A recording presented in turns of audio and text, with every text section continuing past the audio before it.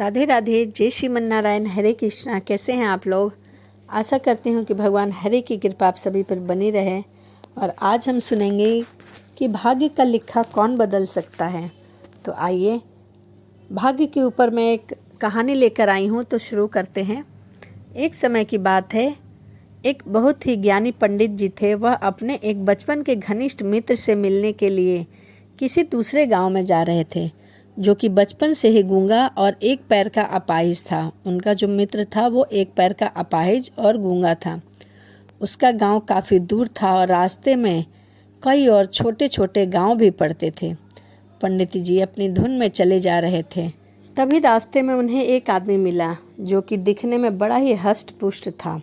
वह भी पंडित जी के साथ चलने लगा। पंडित जी ने सोचा कि चलो अच्छा ही है, साथ साथ चलने से रास्ता जल्दी कट जाएगा। पंडित जी ने उस आदमी से उसका नाम पूछा, तो उस आदमी ने अपना नाम महाकाल बताया।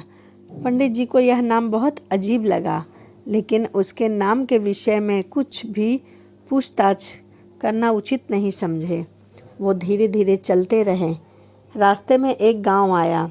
महाकाल ने पंडित जी से कहा, तुम आगे चलो, मुझे इस गांव में एक संदेश देना है।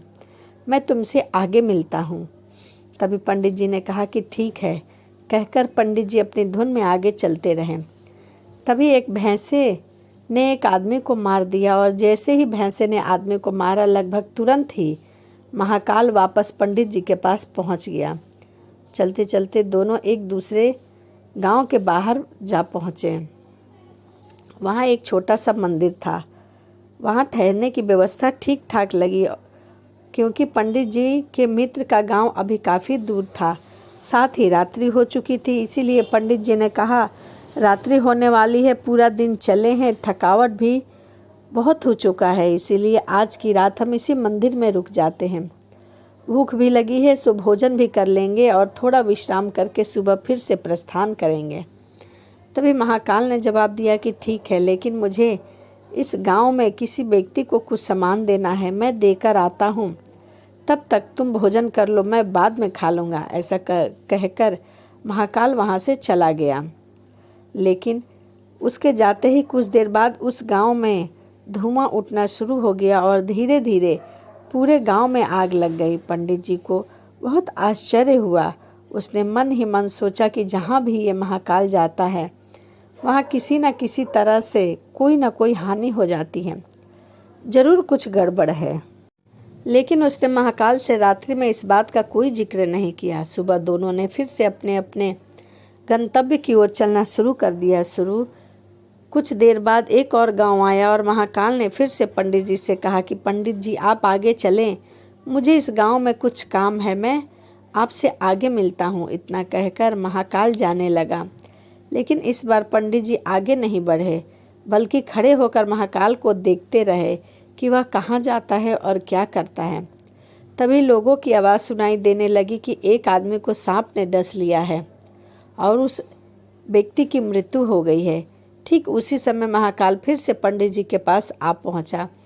लेकिन इस बार पंडित जी को सहन न हुआ। उसने महाकाल से पूछ लिया कि तुम जिस भी गांव में जाते हो, वहां कोई न कोई नुकसान हो जाता है, क्या तुम मुझे बता सकते हो कि आखिर ऐसा क्यों होता है?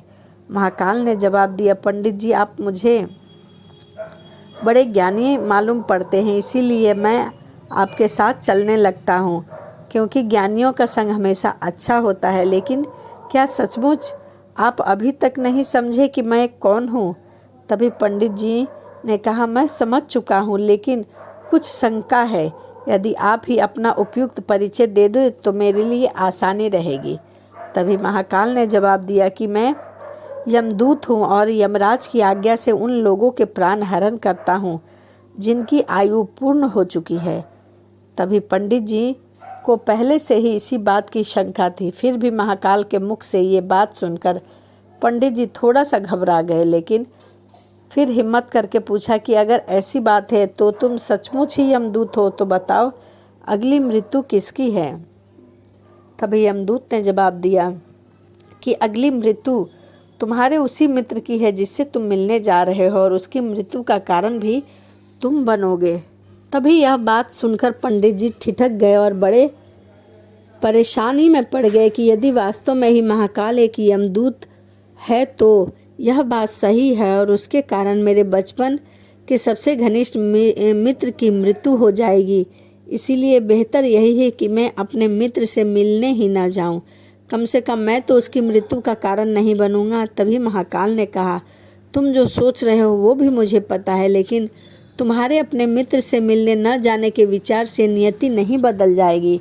तुम्हारे मित्र की मृत्यु निश्चय है और वह अगले कुछ ही क्षणों में घटित होने वाली है। महाकाल के मुख से यह बात सुनते ही पंडित जी को झटका सा लगा, क्योंकि महाकाल ने उसके मन की बात जान ली थी, जो कि किसी सामान्य व्यक्ति के लिए तो असंभव था। फलस्वरूप पंडित जी को विश्वास हो गया कि महाकाल सचमुच यमदूत है। इसीलिए वह अपने मित्र की मृत्यु का कारण न बन सके, इसी से वह तुरंत पीछे मुड़ा और फिर से अपने गांव की तरफ लौटने लगा। परंतु जैसे ही वह पीछे मुड़ा, सामने से उसे उसका मित्र उसी की ओर तेजी से आता हुआ दिखाई दिया, जो कि पंडित को देखकर अत्यधिक प्रसन्न लग रहा था। अपने मित्र के आने की गति को देख पंडित जी को ऐसा लगा कि जैसे उसका मित्र काफ़ी समय से उसके पीछे पीछे ही आ रहा था, लेकिन क्योंकि वह बचपन से ही गूंगा और एक पैर का अपाहिज था, इसीलिए न तो पंडित जी तक पहुंच पाया और न ही पंडित जी को आवाज़ देकर रोक पाया। लेकिन जैसे ही वह पंडित जी के पास पहुंचा, अचानक न जाने क्या हुआ और उसकी मृत्यु हो गई। पंडित जी हक्का बक्का सा आश्चर्य भरी नज़रों से महाकाल की ओर देखने लगे और जैसे ही पूछ रहा हो कि आखिर हुआ क्या, उसके मित्र को महाकाल पंडित के मन की बात समझ गए और बोले, तुम्हारे मित्र पिछले गांव से ही तुम्हारे पीछे पीछे आ रहा है, लेकिन तुम समझ ही न सके कि वह अपाहिज और गूंगा होने की वजह से तुम तक पहुंच ना सका। उसने अपनी सारी ताकत तुम तक पहुंचने में लगा दी और पूर्ण कोशिश की, परंतु वह तुम्हारे तक नहीं पहुंच सका। बुढ़ापे में बचपन जैसी शक्ति नहीं होती शरीर, इसीलिए हृदय घात की वजह से तुम्हारे मित्र की मृत्यु हो गई और उसकी वजह हो तुम, क्योंकि वह तुमसे मिलने हेतु तुम तक पहुंचने के लिए ही अपनी सीमाओं को लांघते हुए तुम्हारे पीछे पीछे भागता रहा। अब पंडित जी को पूरी तरह से विश्वास हो गया था कि महाकाल सचमुच ही यमदूत है और जीवों के प्राण हरण करना ही उसका काम है, क्योंकि पंडित जी एक ज्ञानी व्यक्ति थे और यह भी जानते थे कि मृत्यु पर किसी का और कोई बस नहीं चल सकता। तभी वह सभी को एक ना एक दिन मरना ही है, इसीलिए उसने जल्दी ही अपने आप को संभाल लिया। लेकिन सहसा ही उसके मन में अपनी स्वयं की मृत्यु के बारे में उत्सुकता हुई, इसीलिए महाकाल से उन्होंने पूछ ही लिया कि अगर मेरे मित्र की मृत्यु होनी ही थी तो तुम शुरू से ही मेरे साथ क्यों चल रहे थे। महाकाल ने जवाब दिया, मैं तो सभी के साथ चलता हूँ और क्षण भर चलता रहता हूँ, केवल लोग मुझे पहचान नहीं पाते, क्योंकि लोगों के पास अब किसी और व्यक्ति, वस्तु या घटना के संदर्भ में सोचने और देखने का उनके पास समय ही नहीं है। पंडित जी ने आगे पूछा, तो क्या तुम बता सकते हो कि मेरी मृत्यु कब और कैसे होगी। महाकाल ने कहा, हालांकि किसी भी सामान्य जीव के लिए यह जानना उपयुक्त नहीं है, क्योंकि कोई भी जीव अपनी मृत्यु के संदर्भ में नहीं जानना चाहता, लेकिन तुम ज्ञानी व्यक्ति होते हो और मित्र की मृत्यु को जितनी आसानी से तुमने स्वीकार कर लिया है, उसे देखकर मुझे ये लगता है कि तुम अपनी मृत्यु के बारे में जानकर भी व्यथित नहीं होगे। सो तुम्हारी मृत्यु आज से ठीक 6 माह बाद के ही दिन होगा, लेकिन किसी दूसरे राजा के राज्य में फांसी लगने से होगी। और आश्चर्य की बात तो यह है कि तुम स्वयं खुशी से फांसी को स्वीकार करोगे। इतना कहकर महाकाल जाने लगा, क्योंकि अब उसके पास पंडित जी के साथ चलने का कोई कारण नहीं था। पंडित जी ने अपने मित्र का यथास्थिति जो भी कर्मकांड संभव हो सका उसको किया उसने, और उसके बाद वह अपने गांव लौट गया। लेकिन कोई व्यक्ति चाहे जितना भी ज्ञानी क्यों न हो, अपनी मृत्यु को लेकर संदर्भ में व्यथित जरूर होता है और उस मृत्यु से बचने के लिए कुछ न कुछ तो अवश्य करता है। इसीलिए पंडित जी ने भी किया। क्योंकि पंडित जी एक विद्वान थे, इसीलिए उनकी ख्याति उनके राजा तक की थी। सोचा कि राजा के पास तो कई ज्ञानी मंत्री होते हैं और उसकी इस मृत्यु की समस्या का भी समाधान अवश्य निकालेंगे। इसीलिए वह पंडित जी राजा के दरबार में जा पहुंचे और राजा को सारी बातें बता दी। तभी राजा ने पंडित जी की समस्याओं को अपने मंत्रियों के साथ बांटा और उसने सलाह मांगी। अंत में सभी ने एक एक करके सलाह दी, परंतु पंडित जी को किसी की भी बातें सही नहीं लगी।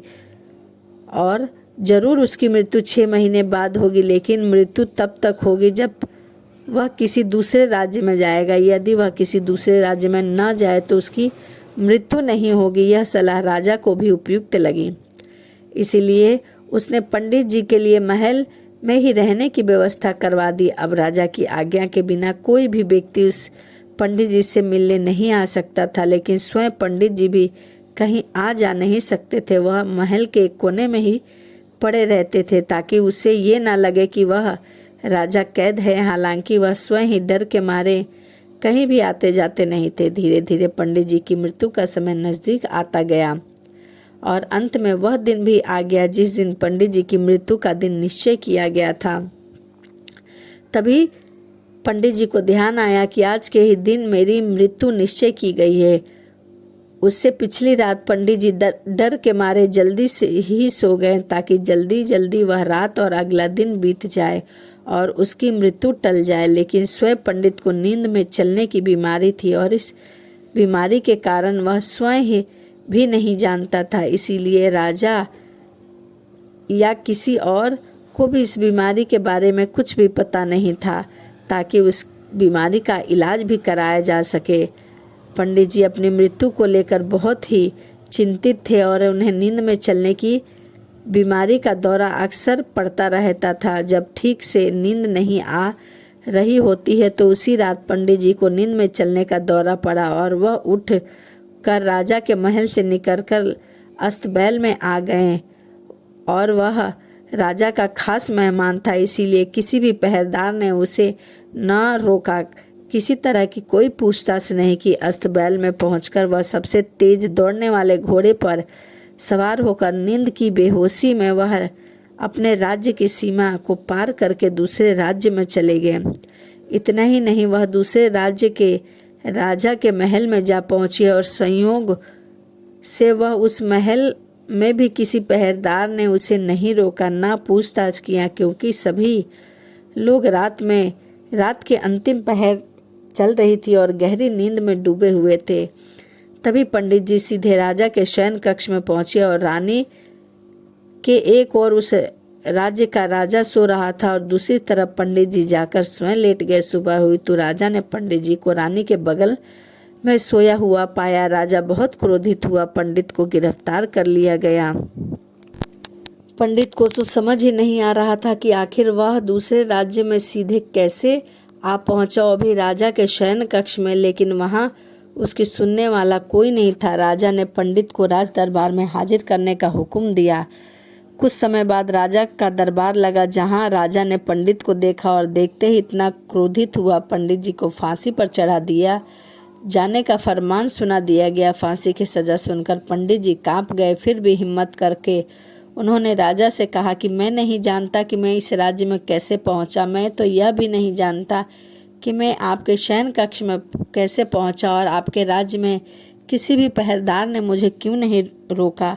लेकिन मैं इतना जरूर जानता हूं कि आज के दिन मेरी मृत्यु निश्चय की गई है और मेरी मृत्यु होने जा रही है। राजा को यह बात थोड़ी सी अटपटी लगी। उसने पूछा, तुम्हें कैसे पता कि आज ही के दिन तुम्हारी मृत्यु निश्चय की गई है?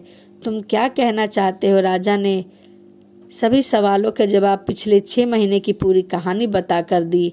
महाराज, मेरा क्या किसी भी सामान्य व्यक्ति का इतना साहस कैसे हो सकता है? तब राजा की उपस्थिति में राजा के ही कक्ष में रानी के बगल में सो जाएं, ये तो सरासर आत्महत्या ही होगी। मैं दूसरे राज्य से इस राज्य में आत्महत्या करने क्यों आऊँगा? राजा को पंडित की बात थोड़ी सही लगी, लेकिन राजा ने सोचा कि शायद वह पंडित अपनी मृत्यु से बचने के लिए महाकाल और अपनी मृत्यु की भविष्यवाणी का बहाना बना रहा है। इसीलिए उसने पंडित जी से कहा, यदि तुम्हारी बात सत्य हुई तो आज तुम्हारा मृत्यु का दिन है। जैसे ही महाकाल ने तुमसे कहा है तो तुम्हारी मृत्यु का कारण मैं बनूंगा। परंतु यदि तुम झूठ कह रहे हो तो निश्चय ही आज तुम्हारी मृत्यु निश्चय हो जाएगी। क्योंकि पड़ोसी राज्य का राजा उसका मित्र था, इसीलिए उसने तुरंत कुछ सिपाहियों के साथ दूसरे राज्य के राजा को पास भेजा और पंडित जी की सारी सत्यता का प्रणाम दिया। शाम तक भेजे गए सैनिक फिर से लौटे और उन्होंने आकर, महाराज, पंडित सो कह रहा है वह बात सच है। दूसरे राज्य के राजा ने पंडित जी को अपने महल में ही संपूर्ण व्यवस्था देकर रखी थी और पिछले 6 महीने से यह पंडित जी राजा के ही दरबार में मेहमान बनकर रह रहे थे। परंतु कल रात राजा स्वयं इससे अंतिम बार इनके शयन कक्ष में मिलने गए थे और इसके बाद ये इस राज्य में कैसे पहुंचा इसकी जानकारी किसी को भी नहीं है। इसीलिए इस राज्य के राजा के अनुसार पंडित जी को फांसी की सजा दिया जाना उचित नहीं है। लेकिन अब राजा के लिए एक नई समस्या आ गई थी, क्योंकि उसने बिना पूरी बात जाने ही पंडित जी को फांसी की सजा सुना दी थी। इसीलिए अब यदि पंडित जी को फांसी न दिया जाए तो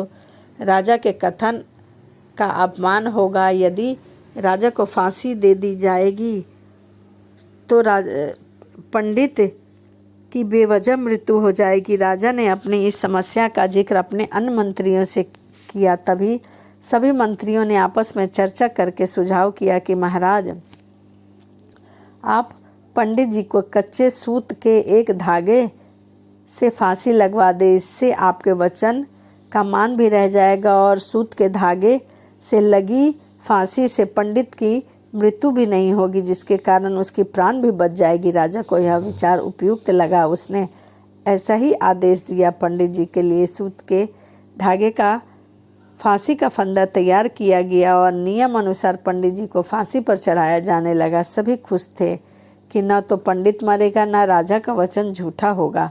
पंडित को भी विश्वास था कि सूत के धागे से उसकी मृत्यु नहीं हो सकती, इसीलिए वह खुशी खुशी फांसी चढ़ने को तैयार हो गया जैसे ही महाकाल ने उसे कहा था। लेकिन जैसे ही पंडित जी को फांसी दी गई, सूत का धागा तो टूट गया, लेकिन टूटने से पहले उसने अपना काम कर दिया था।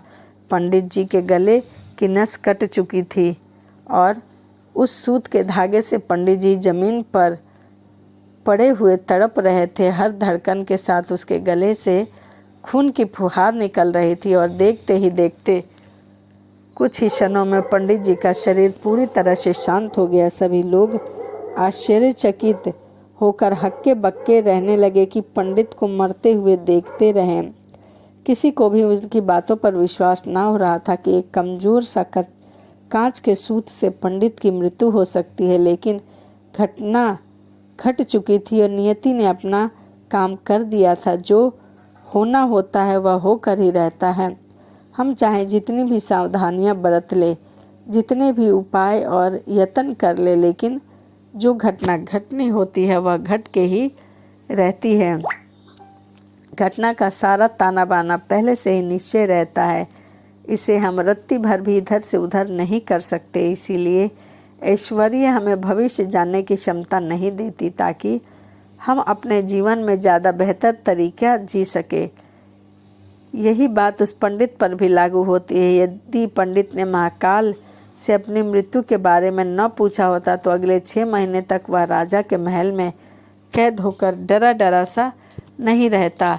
जीने की बजाय ज़्यादा बेहतर जिंदगी जीता। प्रकृति ने जो कुछ भी दिया है, जैसा भी दिया है, सब कुछ किसी न किसी कारण से ही दिया है और उसे वैसा ही जीना चाहिए, क्योंकि हर व्यक्ति, वस्तु या स्थिति का संबंध किसी न किसी घटना से घटित अवश्य होता है। उदाहरण के लिए पंडित की मृत्यु का संबंध उसके मित्र से था, क्योंकि यदि वह अपने मित्र से मिलने न जा रहा होता तो रास्ते में उसे महाकाल न मिलता और पंडित जी उससे अपनी मृत्यु के संबंधित सवाल को नहीं पूछते। जबकि पंडित जी अपने मित्र से मिलने न जाते और पंडित जी का मित्र बचपन से ही गूंगा और अपाहिज न होता तो उसकी मृत्यु भी नहीं होती। उस स्थिति में वह अपने मित्र को पीछे से आवाज़ देकर रोक सकता था। यानी बचपन से ही प्राकृतिक ने जो अपंगता दी थी उसका संबंध उसकी मृत्यु से था। इसी तरह राजा को नींद में चलने की बीमारी हुई जिसका उन्हें खुद भी पता नहीं था। वह इस बात का जिक्र नहीं तो राजा से जरूर करते और राजा महल से उन्हें बाहर नहीं निकलने देता और निकलते भी तो पहरेदार उन्हें जरूर रोकते। पंडित जी नींद में उठकर कहीं न जा सके। हर घटना अपने सही समय पर निर्धारित थी, घटित थी। पहले से ही सारे बीज बो दिए जाते हैं जो अपने निश्चित समय पर अंकुरित होकर घटना घटित होने में अपना योगदान देते हैं। इसीलिए प्रकृति से लड़ने का कोई मतलब नहीं होता, क्योंकि हमें नहीं पता होता कि हमारे साथ क्या होना होता है, परंतु जैसे ही हमारा जन्म होता है उसी समय हमारी मृत्यु निश्चय कर दी जाती है। इसीलिए कहते हैं कि भाग्य का लिखा कोई नहीं बदल पाता। तो वीडियो आपको कैसी लगी कमेंट ज़रूर करिएगा। तो चलिए इसी के साथ वीडियो का समाप्त करते हैं और मिलते हैं अगली वीडियो में। राधे राधे, जय श्रीमन नारायण, हरे कृष्णा।